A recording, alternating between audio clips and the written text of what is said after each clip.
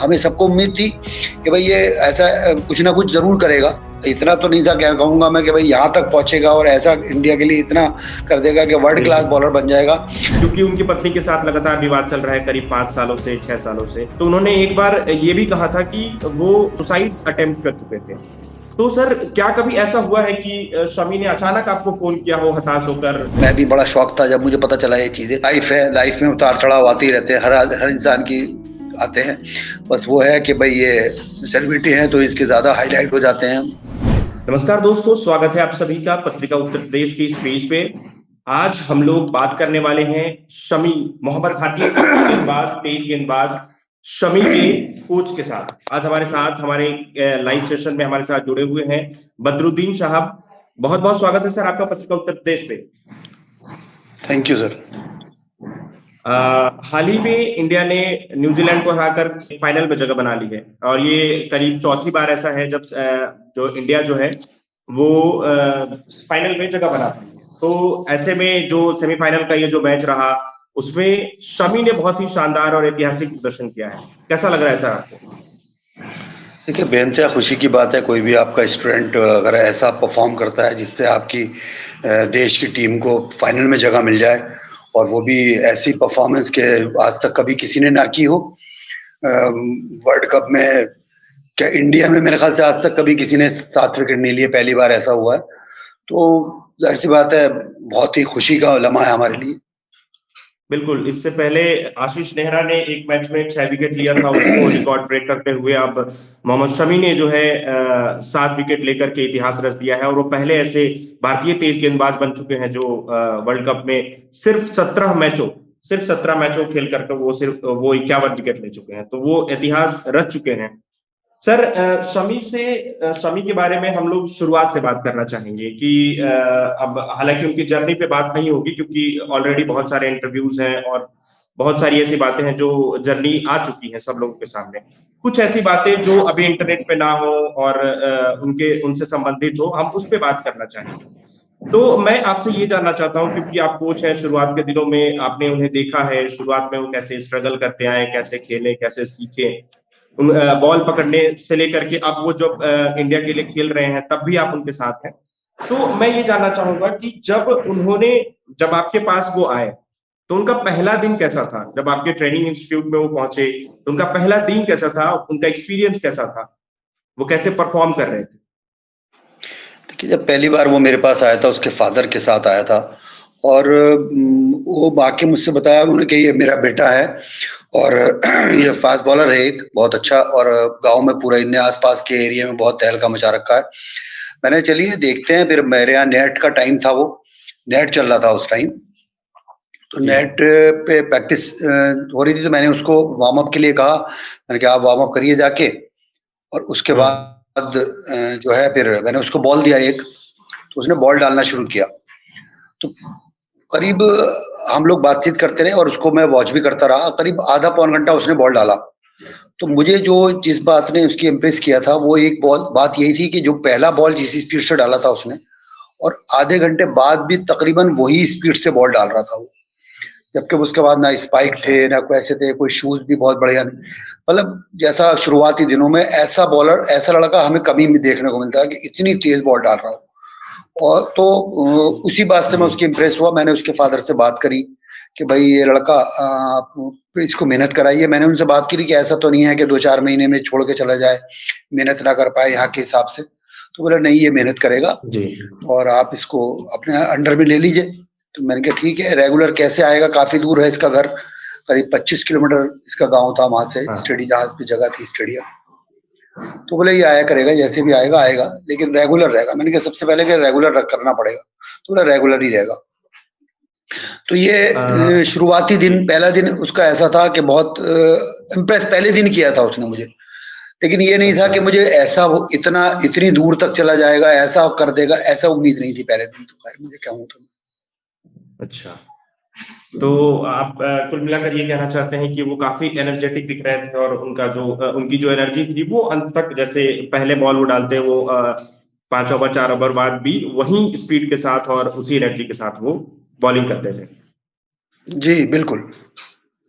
ठीक है, क्योंकि शमी जो है वो गांव से आते हैं, यूपी के अमरोहा में उनका गांव है, तो वो वहीं से हैं, और गांव में क्रिकेट को लेकर के उस समय, अब तो करीब लम्हे बीत गए हैं इस चीज के। उस समय करियर क्रिकेट में लोग सोचते नहीं थे, गांव के लोग तो और ज्यादा समझते थे कि क्रिकेट में कोई करियर नहीं है, ये सिर्फ खेल है, इसे कोई करियर लेकर के सोचता नहीं था। तो कभी कभी क्या कभी ऐसा हुआ है कि शमी के परिवार वालों में से आपके पास कोई आया हो और कहा हो कि नहीं, अब मेरा बेटा नहीं खेलेगा, अब हो गया, बहुत हो गया, ऐसा कोई मसला हुआ है सर?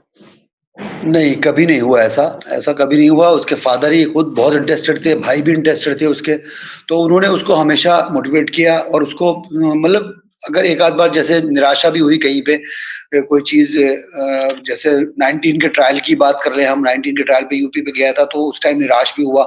लेकिन हम सब ने उसको सँभाला कि तुम्हारे पास अभी बहुत टाइम है और पहली बार में तो आप इतनी दूर तक चले गए, ये बहुत बड़ी बात होती है। आपने मेहनत करी है और मेहनत करिए और आगे तक आप जाएँगे, और हमें सबको उम्मीद थी कि भाई ये ऐसा कुछ ना कुछ ज़रूर करेगा। इतना तो नहीं था, क्या कहूँगा मैं, कि भाई यहाँ तक पहुँचेगा और ऐसा इंडिया के लिए इतना कर देगा कि वर्ल्ड क्लास बिल्कुल। बॉलर बन जाएगा। लेकिन ये उम्मीद थी ज़रूर कुछ करेगा, क्योंकि दिन पे दिन उसकी मेहनत इतनी थी और लगन उसकी ऐसी थी, जैसे कह देते हैं ना कि मतलब जुनून वाला जो मसला है वो उसके साथ था शुरू से ही। बिल्कुल, जैसा आप अभी बातों-बातों में कह रहे थे कि उनका जो आपका जो ट्रेनिंग इंस्टीट्यूट था, उनके घर से करीब 25-30 किलोमीटर दूर था। तो वो आप तक कैसे पहुँचते थे? कौन से साधन से आते थे और किसके साथ आते थे वो ट्रेनिंग के लिए? बस देखिए, जहाँ से घर से वो गाँव शहर मतलब रोड तक आता था, साइकिल से आया या किसी चीज़ से आया या किसी ने कभी छोड़ दिया, वहाँ से बस पकड़ता था, फिर बस से फिर आगे जाके रिक्शा पकड़ता था, बहुत पैदल भी चलता था, मतलब बहुत स्ट्रगल किया उसने। और कभी-कभी जैसे किसी यार दोस्त के साथ आ गया, बहुत रेयर किसी के पास बाइक होती थी उस टाइम, तो बाइक से कोई छोड़ने आ गया, फादर कभी छोड़ने जी। चले गए, कभी-कभी मतलब बस से ही आया करता था। कई कई चीज़ें चेंज करके आया करता था, समझिए आप। ओके। सर कितने सालों तक आपने शमी को ट्रेनिंग दी अपने इंस्टीट्यूट में? तकरीबन 3 साल वो मेरे पास रहा यहाँ पर, यूपी से ट्रायल वायल भी दिया 1 साल उन्होंने इसी टाइम पे। लेकिन उसके बाद फिर हमने उसको कलकत्ता भेज दिया, वो वहाँ पर उसने फिर क्रिकेट खेला ज़्यादातर। करीब 3 साल वो आपके पास रहे, तो बहुत सारे ऐसे मोमेंट आए होंगे क्रिकेट के दौरान, ट्रेनिंग के दौरान, जो हो सकता है बहुत ही यादगार रहा हो। कोई ऐसा पल जो शमी के साथ आपको हमेशा याद रहता हो? कोई ऐसा पल ट्रेनिंग सेशन के दौरान का? भाई देखिए, ट्रेनिंग के दौरान तो ज़्यादातर वो अपना उसका एक यही ख़ास बात थी कि कभी एक तो ट्रेनिंग से जो टाइमिंग थी उससे बहुत पहले आया करता था, हमेशा से। वो देर से पहले आना और देर से जाना, सबसे लास्ट में जाना। और उसकी एक क्वालिटी ये थी कि वो कभी पर्टिकुलरली किसी अच्छा बैट्समैन कोई खेल रहा है तो उसी को बॉल नहीं डाले, जैसे सीनियर था तो सीनियर को बॉल डाला, जूनियर भी कोई बैटिंग करने आ जाता था तो उसको भी 4 कदम से ही बॉल डालना शुरू करते हैं। मैं मना भी करता है, मैंने कहा लग जाएगा, बॉल तेज़-वेज़ होगा। तो बोला नहीं, मैं हल्के-हल्के डालता रहूँगा सर। तो ये चीज़ ऐसे ऐसे खिलाड़ी को देखिए, जब सबके लिए वो हमेशा तैयार रहता था, तो उसी को उसका नतीजा है कि आज वो यहाँ पर है। बिल्कुल, करीब पूरे दुनिया में जो है वर्ल्ड कप में 50 विकेट यानी कि विकेटों के जो अर्धशतक है वो सिर्फ 7 लोगों ने लगाए हैं। उसमें एक नाम अब पहले भारतीय गेंदबाज का नाम शमी का भी अब उसमें जुड़ गया है। पहले कुछ डेटा है, जैसे ऑस्ट्रेलिया के ग्लेन मैकग्रा है जो 39 मैच खेलकर 71 विकेट लिए थे। मुथैया मुरलीधरन है जो 40 मैच खेलकर 68 विकेट, मिचेल स्टार्क 26 मैच खेलकर 59 विकेट, लसिथ मलिंगा 29 मैच खेलकर 56 विकेट, वसीम अकरम 38 मैच खेलकर 55 विकेट और ट्रेंट बोल्ट 29 मैच खेलकर 53 विकेट लिए थे। अब जो है मोहम्मद शामी का नाम इसमें भी जुड़ रहा है, वो भी सबसे कम मैच खेलते हुए, सिर्फ 17 मैच खेलते हुए 51 विकेट वो ले चुके हैं, यानी विकेटों की अर्धशतक जो कह सकते हैं वो अब लगा चुके हैं वो। तो इस पे आप क्या कहना चाहेंगे, कैसा लग रहा है आपको? देखिए, बेइंतहा खुशी की बात है, कोई आप ज़ाहिर-सी बात है कि अगर शुरुआती मैचेज़ में भी उसको मौका मिलता, तो हो सकता आज और ऊपर नाम होता उसका, जो आज लास्ट में नाम है, और ऊपर हो सकता था। लेकिन ठीक है, ये तो पार्ट ऑफ गेम होता है सब, और टीम की स्ट्रेटजी होती है कि भाई सारे बॉलरों को आप एक साथ नहीं खिला सकते, कभी-कभी कॉम्बिनेशन बनाना पड़ता है। तो ये चीज़ें चलती रहती हैं, उस पे ध्यान ना देके उसने हमेशा एन्जॉय किया क्रिकेट को, जीत एन्जॉय की इंडिया की।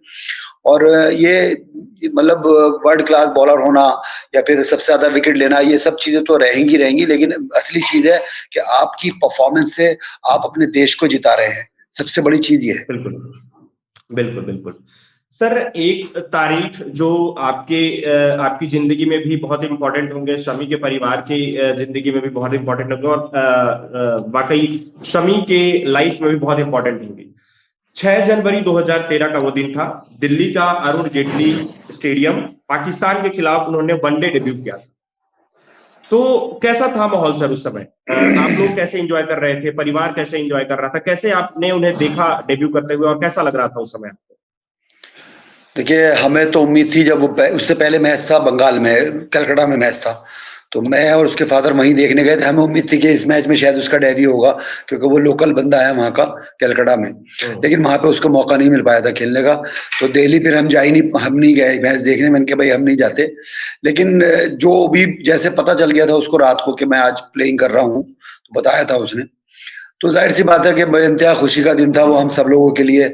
और 4 लगातार मेडन ओवर फेंकना उस टाइम डेब्यू मैच में, मेरे ख्याल से वो भी रिकॉर्ड है, एक लगातार 4 ओवर मेडन करना।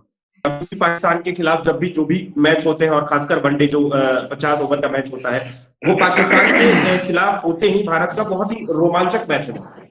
तो उसमें डेब्यू करना उस समय पे कैसा माहौल था सर आपके इंस्टीट्यूट में, और आप क्या एक्सपीरियंस कर पा रहे थे?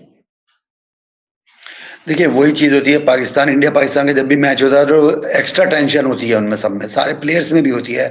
भाई दर्शकों में तो होती है सब लोगों में, लेकिन प्लेयर्स में भी होती रहती है थोड़ी सी, कि कहीं पे घबराहट ये रहती है कि इनके खिलाफ जरा सा भी अगर आपने खराब किया तो पूरी दुनिया में अलग से माहौल उसका बनता है, और आपने उसके खिलाफ अच्छा किया तो उसके लिए आपके लिए माहौल अच्छा बन जाता है।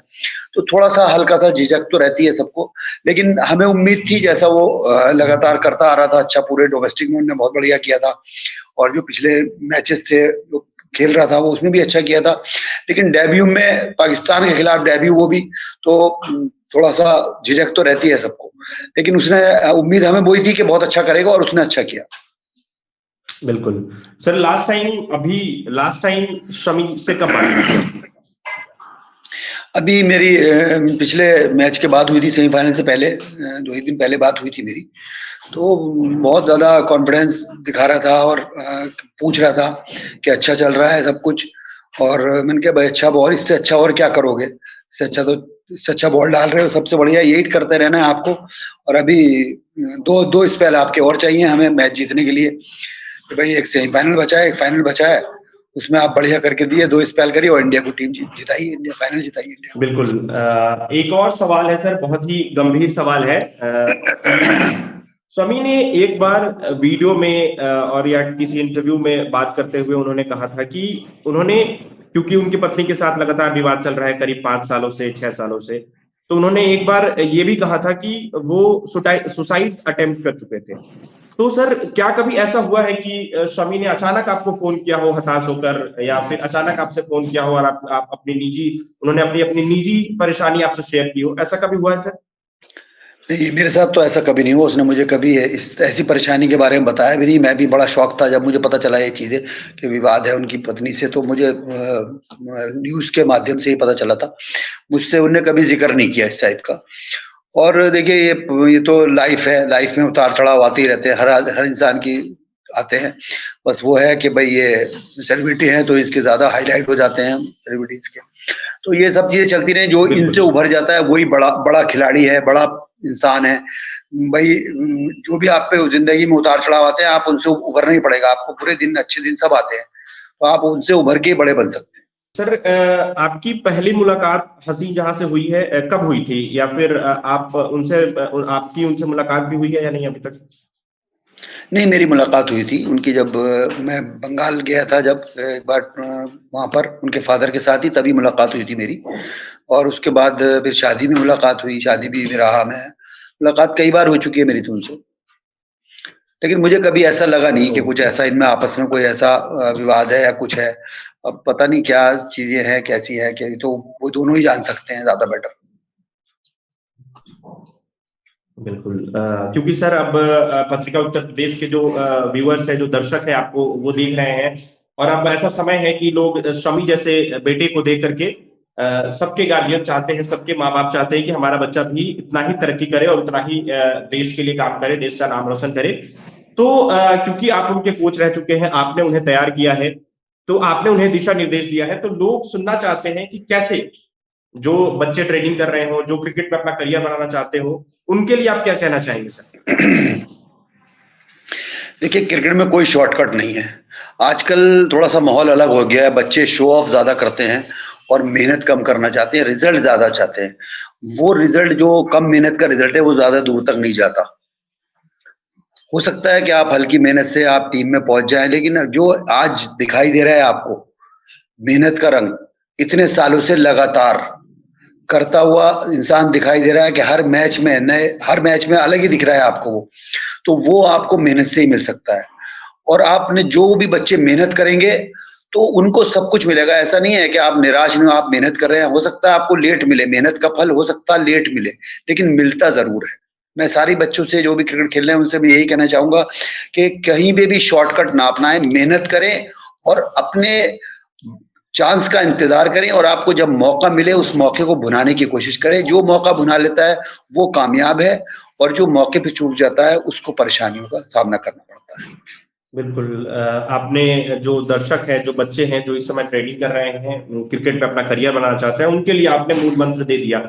लेकिन जो शुरुआत करना चाहते हैं, जो करियर क्रिकेट में बनाना चाहते हैं, कई बार ऐसा होता है कि जो अपने पेरेंट्स को मना नहीं पाते हैं कि मैं क्रिकेट में करियर बनाना चाहता हूँ। तो ऐसे पेरेंट्स को आप क्या कहना चाहेंगे, जिनके बच्चे क्रिकेट में अपना करियर बनाना चाहते हैं, लेकिन वो संशय में है, वो संकोच में है, वो उन्हें छूट नहीं देते हैं कि साथ में पढ़ाई करो, पढ़ाई पे ध्यान दो, क्रिकेट में करियर नहीं है। तो उन माँ-बाप को आप क्या कहना चाहेंगे, उन गार्जियन को आप क्या सलाह देना चाहेंगे? देखिए, मैं भी ऐसे इस बात से इत्तेफ़ाक करता हूँ कि पढ़ाई नहीं छोड़नी चाहिए, पढ़ाई भी बहुत ज़रूरी चीज़ है। आप अकेले इसको अगर आप पूरी पढ़ाई छोड़ने के बाद क्रिकेट में किसी भी गेम में लग जाएँगे, तो आपको परेशानियों का सामना करना पड़ सकता है। देखिए, ज़रूरी नहीं है कि आप बहुत बढ़िया क्रिकेट खेलने के बाद भी आपका आपका जो है सिलेक्शन हो जाए या कुछ आप ऊपर तक चले जाएँ। बहुत कभी-कभी ये भी होता है कि बहुत अच्छा खेलने के बाद भी आपके नसीब में नहीं लिखा होता, तो आपको नहीं मिलता। तो आपके साथ-साथ पढ़ाई भी चलती रहेगी, तो आपका वह आपके पास ऑप्शन रहेगा। तो ज़ाहिर-सी बात है, देखिए मैं पेरेंट्स से यही कहना चाहूँगा, मैं तो सारे पेरेंट्स से कहता हूँ कि अपने बच्चों को गेम्स में ज़रूर लगाइए। सारे बच्चों को ज़रूर लगाइए, क्योंकि आजकल मोबाइल का इतना ज़माना है, हर टाइम मोबाइल में है और छोटे-छोटे बच्चों को मैं देखता हूँ बड़े-बड़े चश्मे लग जाते हैं, क्योंकि मोबाइल से लगातार लगे रहते हैं वो। तो ग्राउंड में अगर रहेंगे तो बहुत सारी परेशानियों से बचेंगे और चीज़ों से बचेंगे जो इधर-उधर चाहते हैं बच्चे। तो उनका करियर भले ही मैं कह रहा हूँ गेम्स में ना जाए, लेकिन वो मेंटली स्ट्रॉन्ग होंगे। उनको हर उसमें मौका मिलेगा, अगर वो ग्राउंड में फ़िटनेस के लिए आएँगे, जो भी काम करेंगे, फ़िटनेस उनके लिए बहुत ज़रूरी है, हर किसी बच्चे के लिए। सर, पत्रिका उत्तर प्रदेश को समय देने के लिए बहुत-बहुत धन्यवाद आपका। Thank you.